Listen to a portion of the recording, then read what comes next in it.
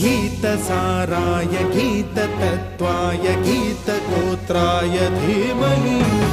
गूढगुल्फाय गन्धमत्ताय गोजयप्रदाय धीमहि